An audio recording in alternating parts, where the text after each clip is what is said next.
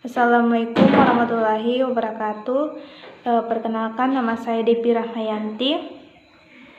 Di sini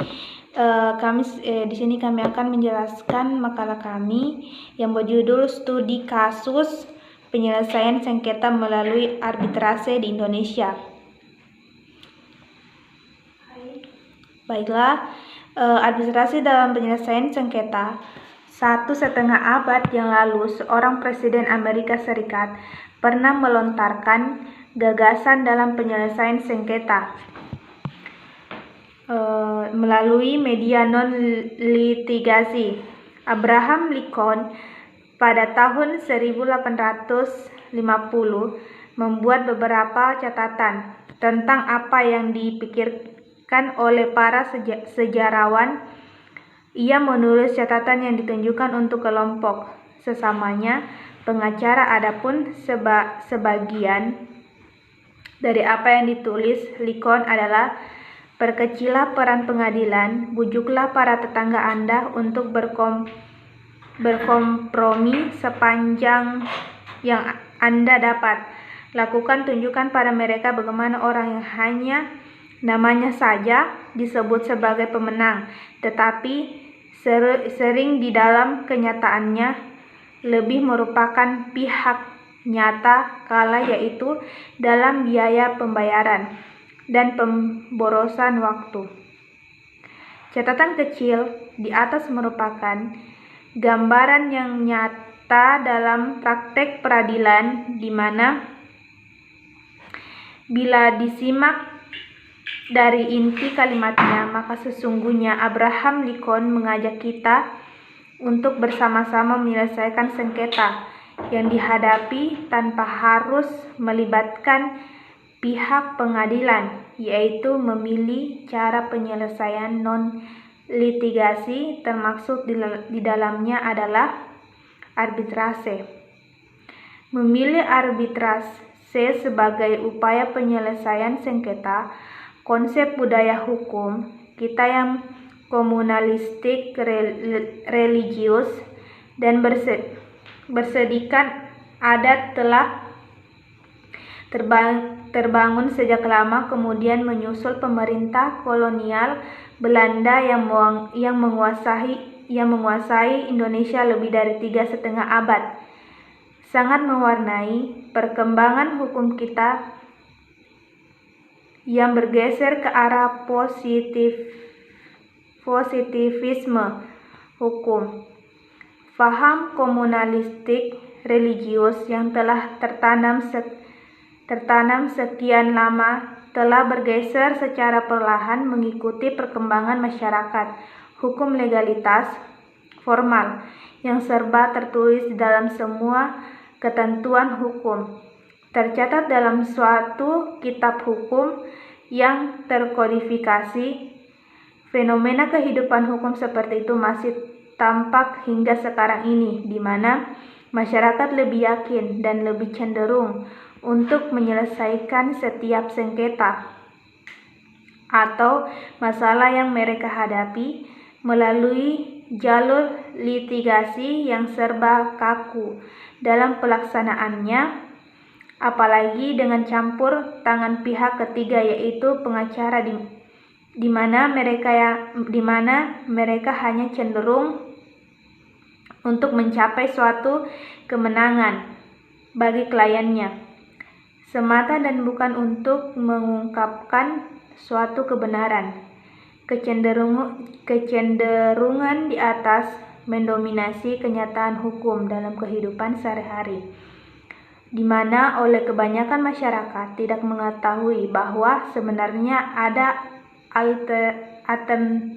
alternatif lain yang dapat ditempuh dalam menyelesaikan masalah atau sengketa yang timbul, namun karena sosialisasi yang tidak maksimal dalam memperkenalkan isi, maksud, dan tujuan diadakannya Undang-Undang Nomor 30 Tahun 1999 tentang arbitrase dan alternatif penyelesaian sengketa yang tidak langsung menyentuh kalangan masyarakat umum.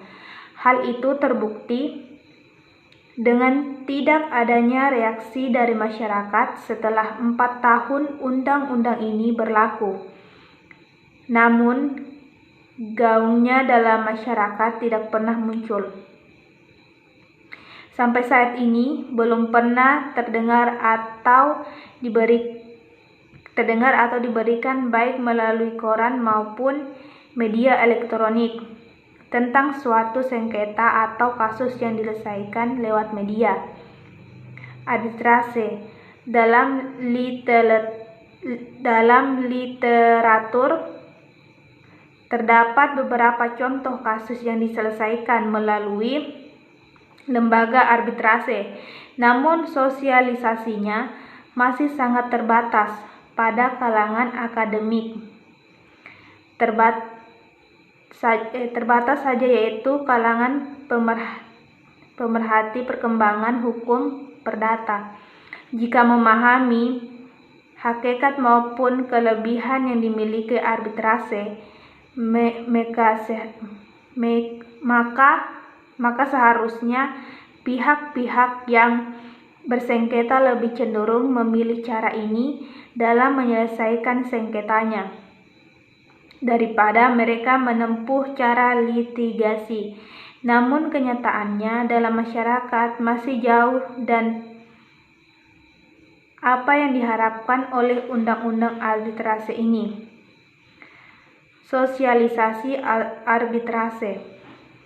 Undang-Undang Nomor 30 Tahun 1999 tentang arbitrase dan alternatif penyelesaian sengketa ini diundangkan pada tanggal 12 Agustus 1999 melalui Lembaga Negara Republik Indonesia tahun 1999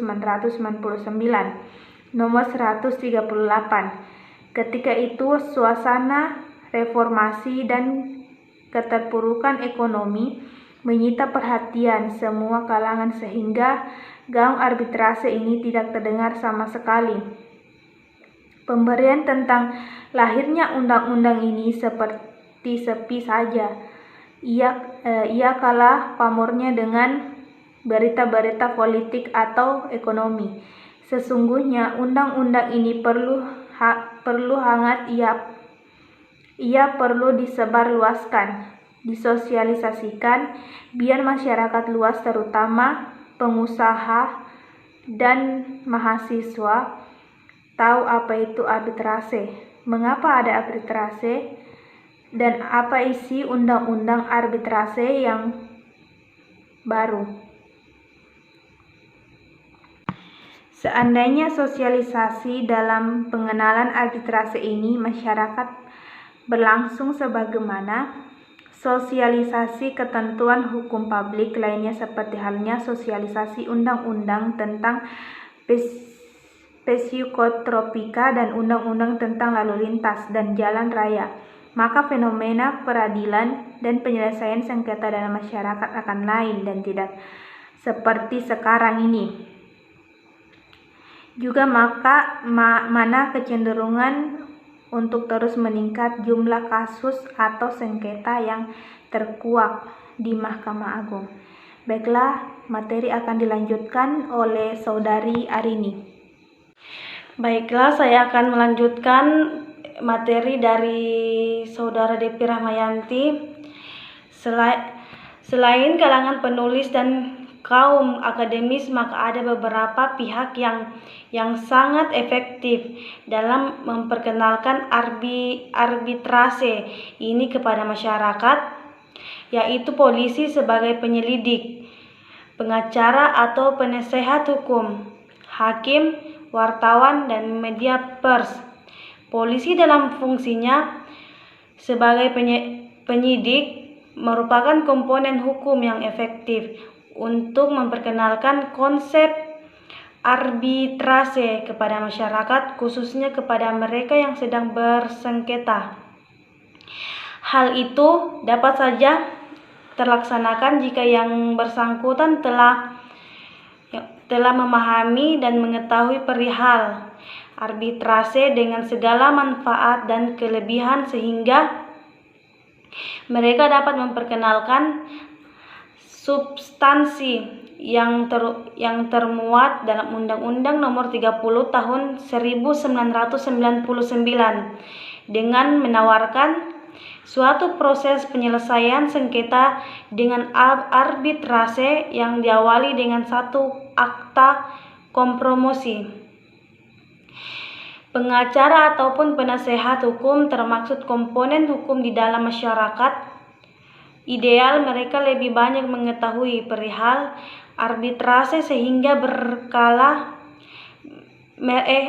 mereka yang paling berkompetensi melakukan sosialisasi arbitrase kepada masyarakat. Sedangkan hakim dalam peranannya melakukan sosialisasi arbitrase sangat terbatas karena kesempatan itu hanya terjadi ketika sidang pengadilan berlangsung. Lembaga-lembaga arbitrase di Indonesia. Di negara-negara lain baik di Eropa dan Amerika maupun di Asia seperti di Jepang, Singapura, bahkan di Malaysia sudah ada lembaga-lembaga arbitrase yang berkembang dan telah berjasa menyelesaikan sengketa-sengketa perdata yang memuaskan para pihak karena independensi, profesionalisme dan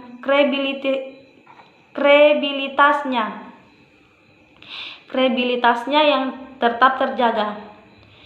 Keberadaan lembaga-lembaga arbitrase di Indonesia belum banyak dikenal oleh masyarakat pencarian keadilan. Hal ini lebih banyak disebabkan karena kekurangannya sosialisasi oleh pihak-pihak yang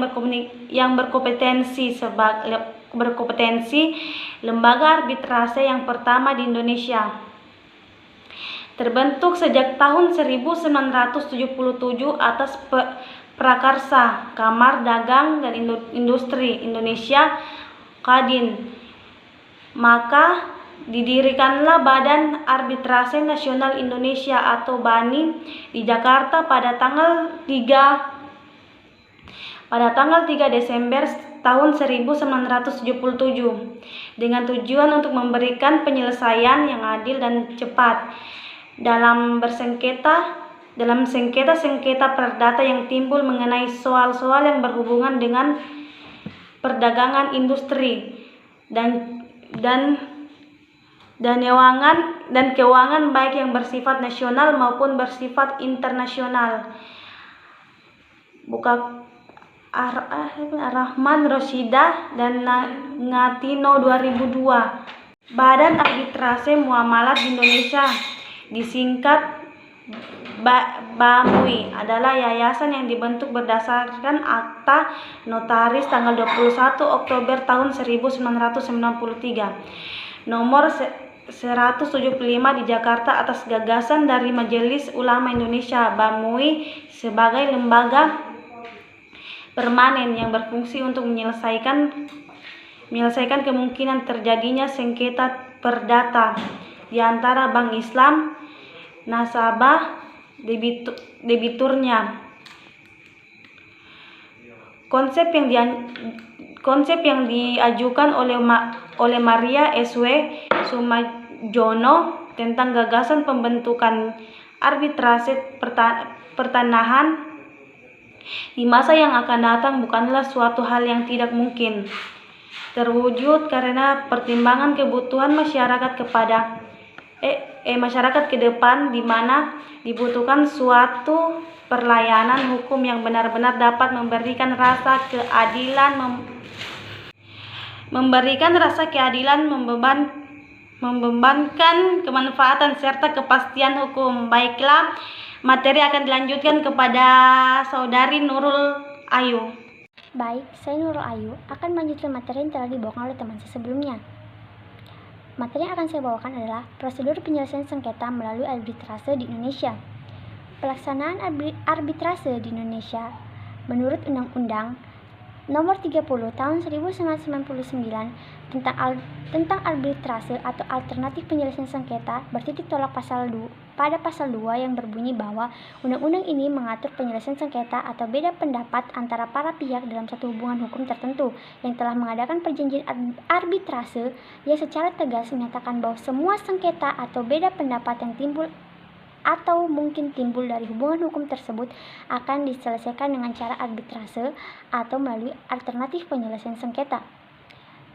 Kemudian pada pasal 6 ayat 9 menyebutkan bahwa apabila usaha perdamaian sebagaimana dimaksud dalam ayat 1 sampai dengan ayat 6 tidak dapat dicapai, maka para pihak berdasarkan kesepakatan secara tertulis dapat mengajukan usaha penyelesaian melalui lembaga secara arbitrase atau arbitrase ad hoc. Arbitrase ad hoc atau arbiter voluntar adalah arbitrase yang tertentu sehingga arbitrase ini bersifat insidental dalam jangka waktu tertentu.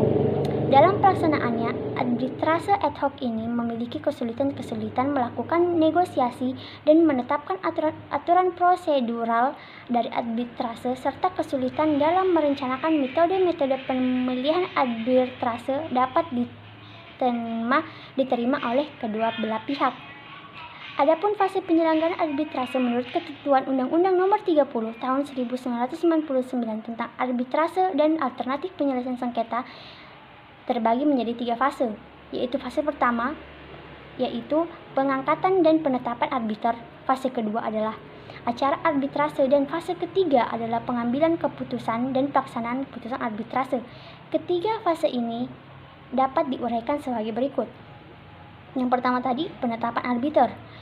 Penyelenggara arbitrase berawal dari penunjukan arbiter atau majelis arbiter yang telah ditetapkan oleh para pihak dalam klausula arbitrase. Jika dalam klausula tidak disebutkan secara tegas, maka penetapan arbitrase dilakukan oleh Ketua Pengadilan Negeri atas usul dari para pihak.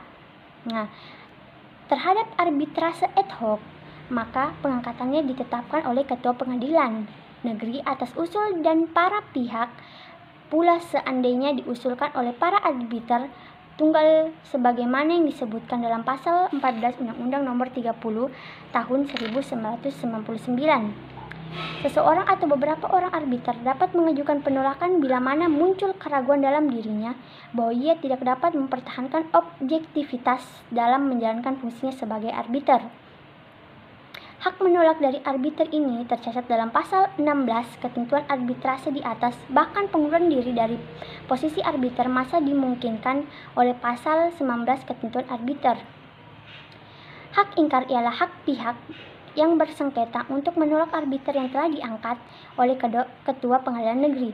Hak ini dapat diajukan apabila terdapat cukup bukti yang otentik yang menimbulkan keraguan bahwa arbiter yang diangkat tidak dengan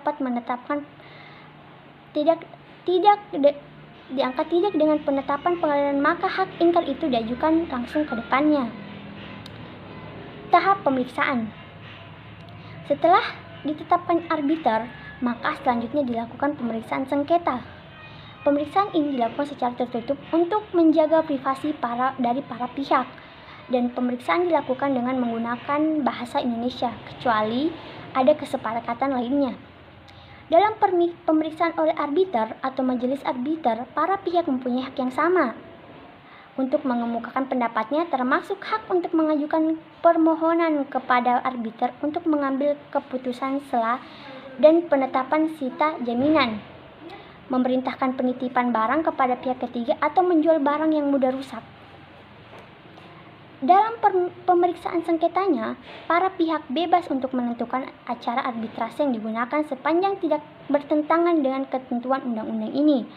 Misalnya, dalam pemeriksaan sengketanya harus dilakukan secara tertulis, namun dapat juga dilakukan secara lisan, jika hal itu disetujui oleh para pihak yang bersengketa.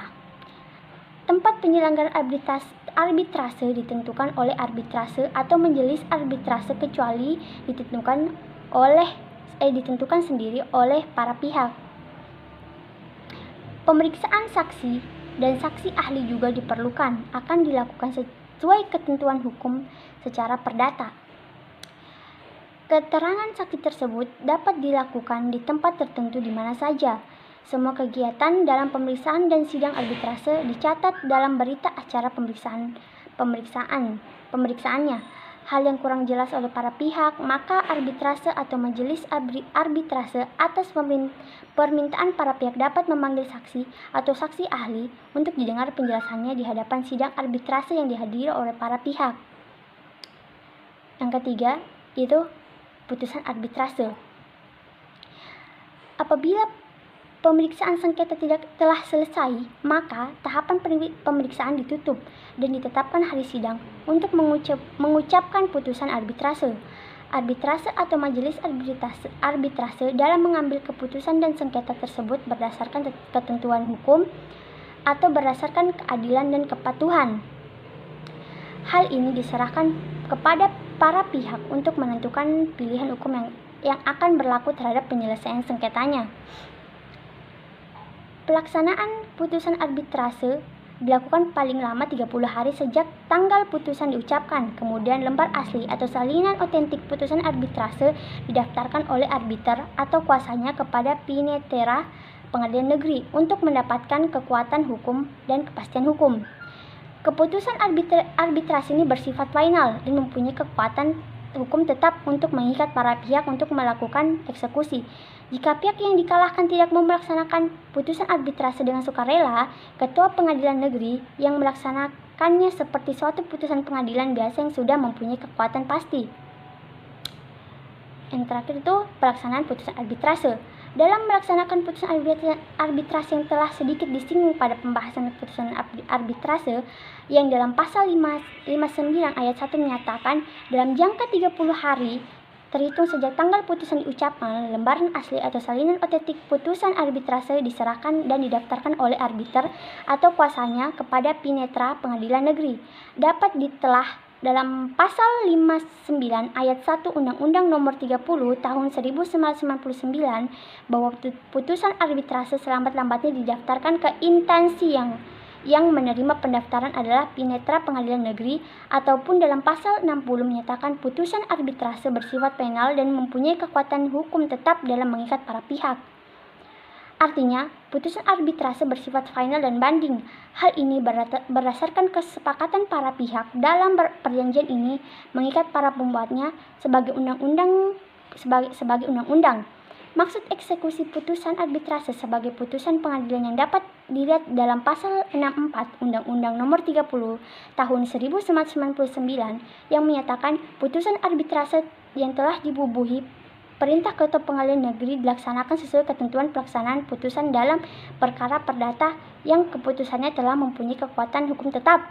Jadi, untuk melaksanakan lebih lanjut perintah dari ketua pengadilan negeri ini, berlakulah peraturan dalam HIR mengenai eksekusi putusan-putusan dalam perkara perdata yang sudah memperoleh status dapat dijalankan. Mungkin sekian saja materi yang dapat dipaparkan oleh kelompok kami. Kurang dan lebihnya mohon dimaafkan. Wabillahi taufiq wal hidayah. Wassalamualaikum warahmatullahi wabarakatuh.